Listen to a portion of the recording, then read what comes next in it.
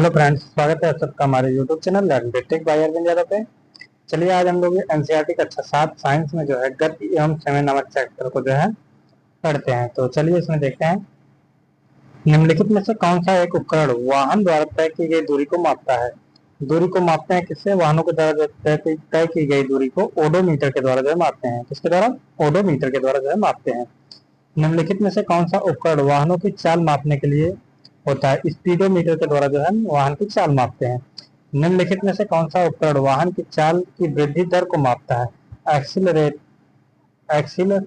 Accelerometer जो है वाहन की चाल की जो वृद्धि है उसको मापता है। वाहनों की ऊंचाई मापी जाती है, विमानों की ऊंचाई, विमान की जो ऊंचाई है उसको जो है अल्टीमीटर के द्वारा मापते हैं। चाल का मूल मात्रक क्या होता है? मीटर प्रति सेकंड जो है चाल का मूल मात्रक होता है। नेक्स्ट हमारा, किसी वस्तु की चाल उसके द्वारा तय की गई दूरी को उसे दूरी के चलने के लिए किए गए दूरी के चलने से किस से विभाजित करने से जो है प्राप्त होती है? तो समय। नेक्स्ट हमारा, किसी साइकिल के पहिए की गति होती है, साइकिल के पहिए की गति जो है वर्तुल गति होती है। कैसी? वर्तुल गति।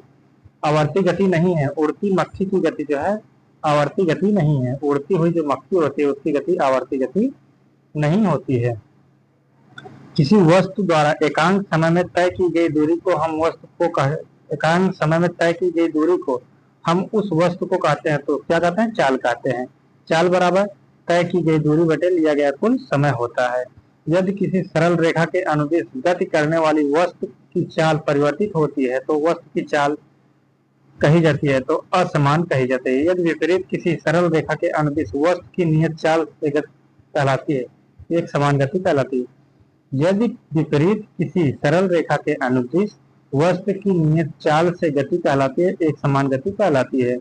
यदि हम किसी वस्तु द्वारा किसी निश्चित दूरी को तय समय में लगे समय को माप ले तो उस वस्तु की को क्या ज्ञात कर सकते? उस वस्तु का क्या ज्ञात कर सकते हैं? तो क्या ज्ञात कर सकते हैं? चाल को हम लोग जो है ज्ञात कर सकते हैं। सभी प्रकार की घड़ियों में किस गति का उपयोग किया जाता है? सभी प्रकार की घड़ी में जो है आवर्ती गति का उपयोग किया जाता है। सरल लोलक की गति किसका उदाहरण है? सरल लोलक जो है आवर्ती गति का उदाहरण है। चाल किसे कहते हैं? इकाई समय में तय की गई दूरी चाल कहलाती है। चाल का मात्रक मीटर प्रति सेकंड या सेंटीमीटर प्रति सेकंड या किलोमीटर प्रति घंटा होता है। औसत चाल तय की गई दूरी बटे समयावधि को कहते हैं। चाल के साथ साथ दिशा को व्यक्त करने वाली राशि कहा जाता है वेग। किसी वस्तु की एक समान सरल रेखीय गति के दौरान समय के साथ वेग कैसा रहता है? नियत रहता है। असमान गति में वेग समय के साथ परिवर्तित होता है। क्या होता है? परिवर्तित होता है। वस्तुओं के प्रति इकाई समय में वेग परिवर्तन की माप को क्या कहते हैं? क्या कहते हैं? त्वरण कहते हैं। किसी वस्तु द्वारा प्रति सेकंड तय की गई दूरी चाल कहलाती है। किसी वस्तु के वेग में परिवर्तन की दर को क्या कहते हैं? त्वरण कहते हैं। नेक्स्ट हमारा, एक समान वेग से चल रही किसी वस्तु के वेग तथा समय के गुणनफल से क्या प्राप्त होता है? तो विस्थापन प्राप्त होता है। वेग और समय के गुणनफल से विस्थापन प्राप्त होता है। किसी सरल रेखा में चल रही वस्तु के वेग में समय के साथ परिवर्तन को किस ग्राफ के द्वारा दर्शाया जाता है? वेग समय ग्राफ के द्वारा जो है दर्शाया जाता है। एक समान चाल के लिए समय के साथ तय की गई दूरी का ग्राफ कैसा होगा? सरल रेखा ग्राफ होगा।